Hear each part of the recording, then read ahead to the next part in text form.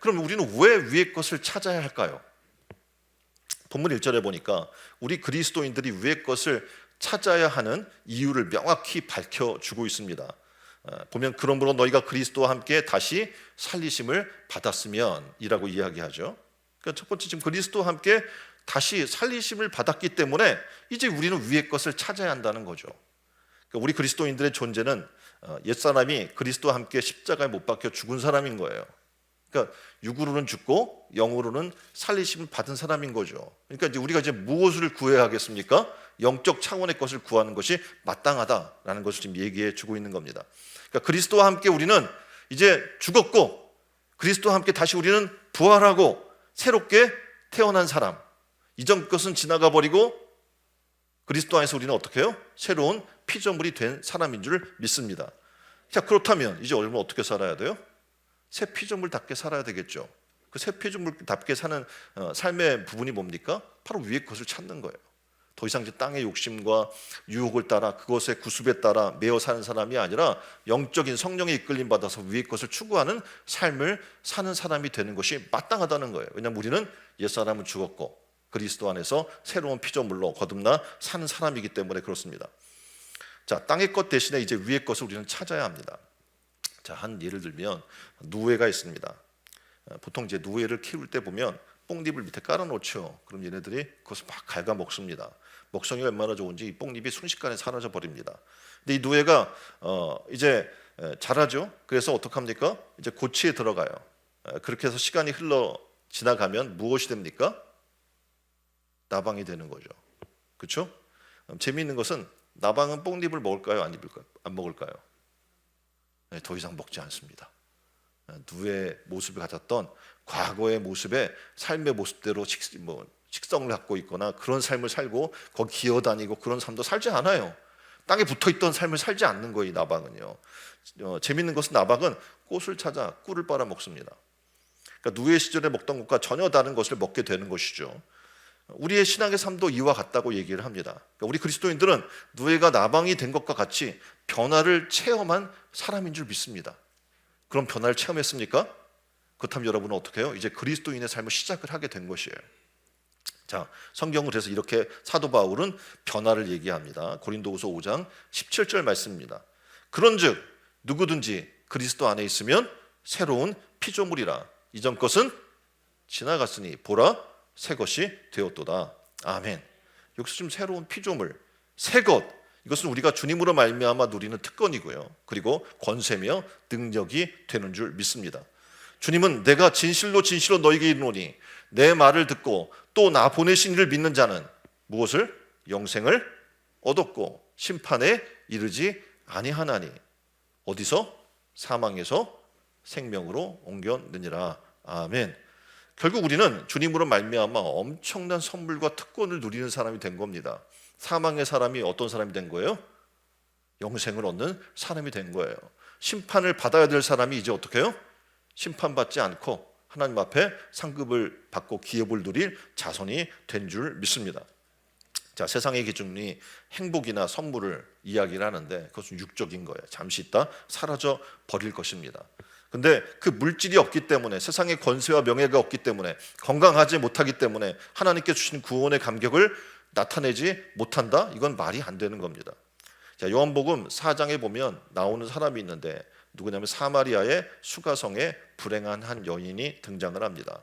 이 여인은 불행했어요. 왜냐하면 땅의 삶을 마무리 추구하고 행복하기 위해서 남편도 수없이 바꿔봤지만 행복을 찾을 수가 없었던 거예요.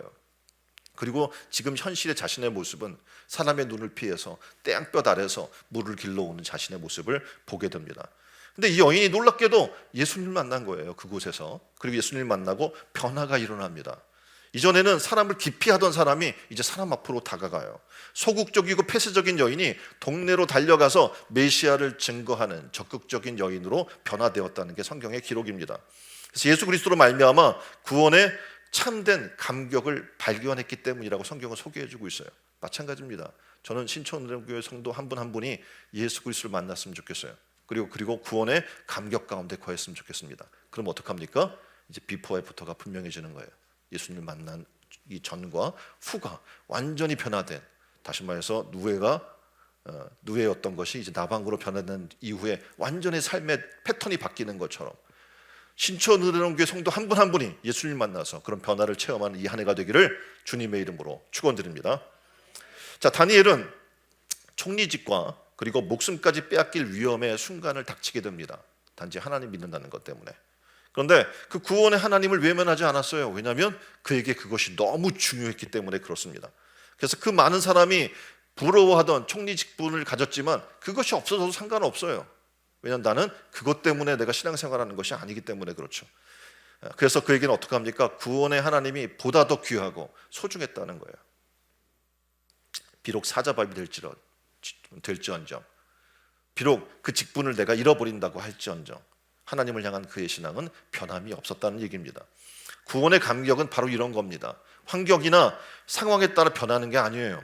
환경을 초월하는 게 뭡니까? 바로 구원의 신앙인 겁니다. 저는 바라기는 신촌은혜로운교회 성도 한 분 한 분이 바로 그런 신앙을 가졌으면 좋겠습니다. 변하지 않는 신앙, 환경이나 상황이나 때에 따라 변하는 신앙이 아니라 변하지 않는 신앙을 소유하는 참된 소망을 갖는 여러분 되기를 주님의 이름으로 축원드립니다. 바울은 이런 존재의 변화를 로마서 6장 6절에 이렇게 이야기해요. 우리가 알거니와 우리의 옛사람이 예수와 함께 십자가에 못 박힌 것은 죄의 몸이 멸하여 다시는 우리가 죄에게 종노릇하지 아니하게 하려 함이라. 아멘. 우리가 죄, 육신에, 사탄에 종노릇하지 않게 하기 위해서 하나님께서 우리를 너무나 사랑하셔서 어떻게 해요? 예수와 함께 십자가에 못 박히게 하신다는 거예요. 육으로 죽게 한다는 거예요. 그리고 영으로 살리시게 한다고 지금 얘기해 주고 있는 겁니다. 우리가 예수를 믿고 나면 먼저 나타난 현상이 있죠. 뭡니까? 옛사람이 죽는 거예요. 그러니까 죽어야 돼요. 그 죽는 작업을 계속해야 되는 거예요. 그래서 사도 바울은 어떻게 합니까? 오늘도 나는 죽는다고 얘기하는 거예요. 이 일들이 일어나지 않으면 어떻게 합니까? 옛사람이 계속 있는 거예요. 그럼 어떻게 해요? 거듭난 새 사람의 삶을 살 수 없는 겁니다. 산소에 가보면 가끔 그렇잖아요. 가족들이 성묘를 와요. 그리고 그 부모님이 술을 마셨어요. 그럼 어떻게 합니까? 잔에다가 술을 따라 놓고 또 그가 좋아하던 북어포도 찢어서 먹기 좋게 놓고 또 담배를 피던 사람이면 담뱃불을 붙여서 올려놓는 것을 볼 수 있습니다. 여러분이 아실 거예요. 고인이 이 세상에 살 때 술을 즐겨 마셨다고 해서 세상 떠난 고인이 그 술을 거기다 놓는다고 그걸 마시겠습니까? 세상에 살 때 담배를 즐겨 피웠다고 그 떠난 고인이 죽어서 그렇게 담배를 펴놨다고 흡연을 할 수 있겠습니까? 없습니다. 육으로 살 때 우리가 살던 모든 방식의 것들은 육으로 살다가 끝나는 거예요. 그리고 어떻게 그 후에는 뭐가 있어요? 한 번 죽는 것은 사람에게 정하신 것이고 그 후에는 뭐가 있답니까? 심판이 있다고 얘기해 주고 있는 겁니다. 그렇습니다. 우리가 그리스도와 함께 죽었다는 것은요, 과거에 즐겨하던 것을 더 이상 나는 즐기지 않는다는 거예요. 아까 말씀드렸던 것, 누에가 즐기던 것들을 나방이 즐기지 않는 것처럼 과거에 그렇게 가지고 싶어 했던 것들, 누리고 싶어 했던 것들 의미 없어요. 그리스도와 함께 내가 십자가에 달려 죽고 나니까 더 이상 육의 것들이 내게 그렇게 유혹이 안 되는 거예요. 과거에 그렇게 가고 싶었던 것들이 뭐 천국 갈 사람들이 그렇게 우리가 그걸 즐길 것이 되지 못한다는 거죠. 바울은 로마서 8장 8절에 이렇게 이야기합니다. 만일 우리가 그리스도와 함께 죽었으면 또한 그와 함께 살 줄을 믿노라. 아멘. 자, 옆에 분에게 물어봅시다. 주와 함께 죽으셨습니까? 주와 함께 죽으셨습니까? 만일 그렇다면 뭐라고 얘기해요? 그와 함께 살 줄을 믿노라. 자, 죽었다면 주님과 함께 살아야죠. 죽었다고 말하면서 여전히 옛 구슴의 모습과 옛 썩어질 것을 사랑하며 산다면 그럼 죽은 사람이 아닌 겁니다. 바라기는 여러분 소망의 사람이 되길 원한다면 그리스도와 함께 죽기에 힘쓰십시오. 오늘도 나의 정과 욕심을 십자가에 못 박으십시오. 이 시간에 주님과 함께 죽고 주님과 함께 살겠다고 고백하십시오. 그리고 거듭난 삶의 삶, 주님과 함께 사는 삶이 일어나기를 주님의 이름으로 축원드립니다. 중학교 교장 선생님이 간증하는 걸 들어서요. 늦게 이제 안수 집사로 임직을 받고 예수훈련원에 들어가서 훈련을 받았어요. 근데 그 훈련원 과정 중에 보면 전도하게 시켜요. 전철역에서 노방 전도하는 이제 과제를 준 거죠. 그래서 전도를 해야 하는데 거기가 뭐냐면 자기 학교 학생들이 다니는 길목인 거예요. 교장 선생님이에요. 옛날 같으면 어떻게 부끄럽죠? 애들 앞에서 이거 내가 막 예수 믿으라고 전도하고 종이 나눠주고 이런 게 너무 부끄러운 일인 거예요. 그런데 놀랍게도 하나님의 은혜를 받고 나니까 과거 같으면 부끄러워 도저히 할 수 없던 일이었는데 자기 학교 학생들이 다니는 길목에서 교사들 학부모들이 보는 자리에서 그곳에 띠를 두르고 전도지를 나누면서 예수 믿으라고 전도하는 자신의 모습을 발견하겠다는 겁니다. 그리고 이야기하는 거예요. 예수 믿으면 이렇게 됩니다. 과거의 옛 모습, 내가 어떤 직분이 있는지, 어떤 모습을 갖고 있는지, 사람들이 나를 어떻게 평가할 건지 그런 게 의미가 없는 거예요. 그래서 얘기해요. 이제 나는 그리스도 안에서 새로운 피조물이 되었고 성령께서 이끄는 삶을 살기 때문에 이것이 가능합니다 라고 얘기하는 거예요. 여러분도 마찬가지. 예수 믿었어요. 예수님 전도하라고 그러면 되게 쉽지 않잖아요. 왜입니까? 여전히 내가 살아있어서 그래요. 내 모습이 그대로 있고 사람들이 나를 어떻게 볼까라고 하는 그 자존심이 있고 하니까 어떻게 해요? 예수를 증거할 수 없게 되는 거예요. 자, 예수 믿으면 말씀드린 것처럼 예수와 함께 죽는 거예요. 그리고 예수와 함께 사는 삶을 시작하게 되는 겁니다. 신촌의뢰론교회 성도 한 분 한 분이 그런 삶을 시작하기를 주님의 이름으로 축원드립니다. 성령께서 인도하시면 도저히 할 수 없는 일들도 하게 하셔요.